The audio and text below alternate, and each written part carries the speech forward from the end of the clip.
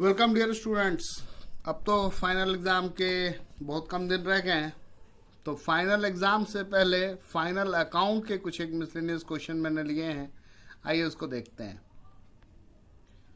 यहाँ पर ये क्लास 11th के लिए है,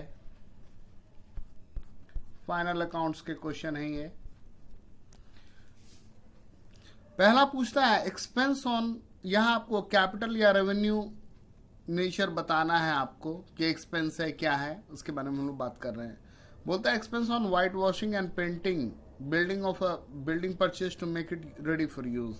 आपने कोई बिल्डिंग खरीदा है, उसको आप चाहते हो कि वो यूजेबल हो जाए, और उसके शुरू में आपने उसके वाइट वॉशिंग में पेंटिंग में खर्चा किया, तो बोलता है वो कैसा नेचर का होगा, तो ये कैपिटल नेचर का होगा, कैपिटल एक्सपेंस है।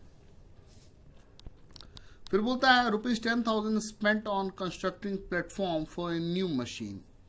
आप एक नए मशीन के लिए प्लेटफॉर्म बना रहे हो, तो ये किस टाइप का एक्सपेंस है? ये भी कैपिटल एक्सपेंस है। कोई मशीन खरीदते हैं, उसको लगाने में जितना भी खर्च है, कार्टेज पे करते हो, कैरेज पे करते हो, इंस्टॉलेशन चार्ज देते हो, कहीं पे ब्रोकरेज देते हो, कुछ कमीशन देते हो, वो सारा उसी मशीन में जुड़ेगा, और पहली बार का जो है वो सारा कैपिटल नेचर का होगा। हम बोलता है रिपेयर एक्सपेंस है 25,000 incurred in white washing of factory building. ये ऑलरेडी आपका चल रहा है, आपने नया नहीं खरीदा है, और उसमें में कुछ छोटी फोटी टूट फूट है, मरम्मत करवाया, चूना पुचाड़ा करवाया, उसमें जो खर्चा हुआ वो क्या, तो वो रेवेन्यू नेचर का है। यहाँ देखो, यहाँ भी वाइट वॉशिंग हो रही है, यहाँ भी वाइट वॉशिंग हो रही है ना, लेकिन इन दोनों वाइट वॉशिंग में डिफरेंस क्या है कि ये बिल्डिंग न्यू है, नया खरीदा है, और ये पुराना वाला है, ये ऑलरेडी चल रहा है। तो जो नया वाला है उस पर कैपिटल है, जो पुराना वाला चल रहा है उस पर जो खर्चा है वो रेवेन्यू है।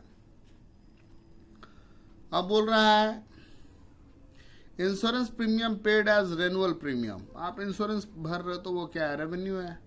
Purchase a new car, new car जो है वो कैपिटल एक्सपेंस है, लेकिन इसी में पेट्रोल डलवाओगे, कुछ रिपेयर होगा, तो वो सारा रेवेन्यू नेचर का होगा। अगला क्वेश्चन देखो, बोलता है excise duty paid on purchase of a new machine. एक नया मशीन है, उसको खरीदने में एक्साइज ड्यूटी देना पड़ा, तो कैपिटल एक्सपेंस है। Wages paid to install a machine, वो भी कैपिटल है। फिर कह रहा है रिपेयर,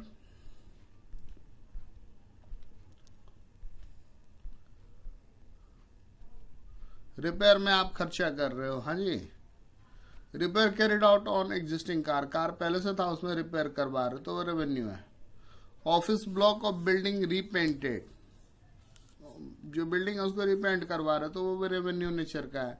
टेलीफोन बिल दे रहे हो, वो भी रेवेन्यू नेचर का है। ये तो क्लियर हो गया। अब देखते हैं अब क्या है नेक्स्ट क्वेश्चन।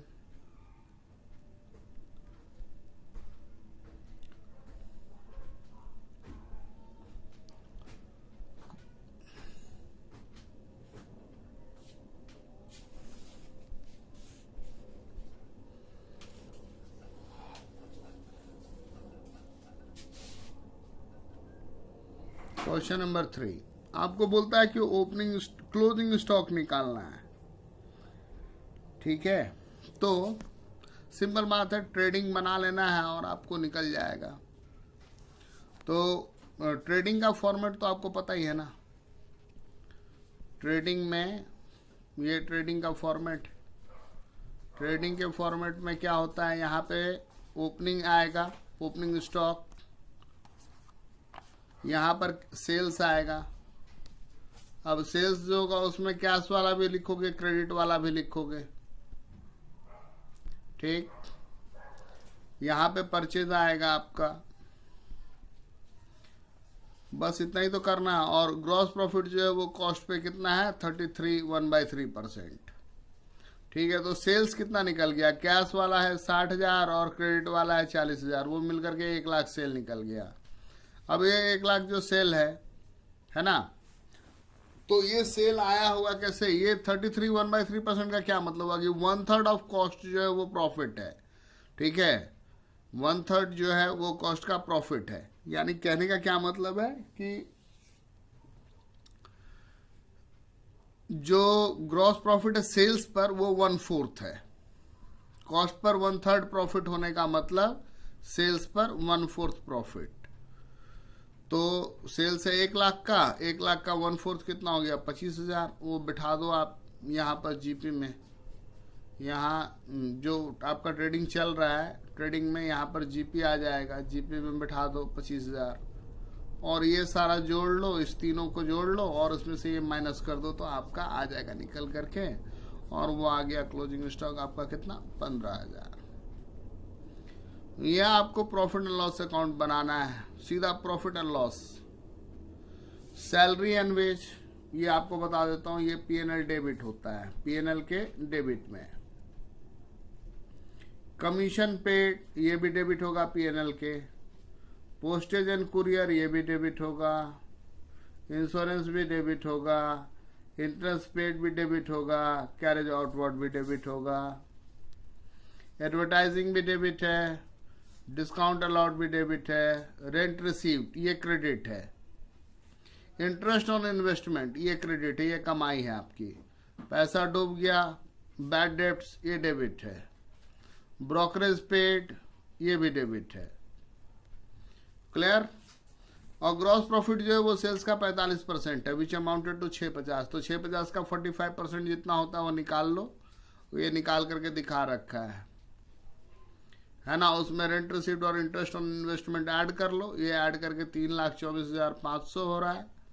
और ये सारा ऊपर का जितना है ये यहाँ तक का माइनस कर दो ऐड करके, देखो नेट प्रॉफिट आ गया आपका 2,41,050 रुपया। ब्रोकरेज पेड का अमाउंट भी वहां पर है।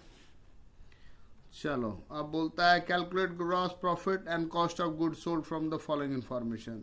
सेल्स दिया हुआ है 1 लाख, ग्रॉस प्रॉफिट जो है कॉस्ट पे इतना 33.1/3%।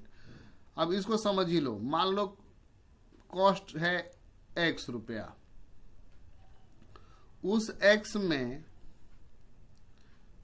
33.1/3% का मतलब होता है 1/3। कॉस्ट का 1/3 आप डालोगे तो जाकर के सेल्स का प्राइस आया। ये हुआ कॉस्ट X और ये जो हुआ जो प्रॉफिट वाला पार्ट है, और ये तब हो गया आपका सेल्स।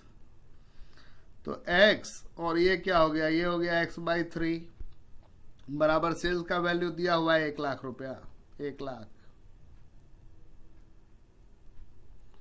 है ना। ये यहां आ गया, ये इससे मल्टीप्लाई हो गया तो क्या हो गया 3x प्लस x नीचे 3 बराबर 1 लाख। ये क्या हो गया 4x नीचे 3 बराबर 1 लाख। 4x नीचे 3 इक्वल्स 1 लाख।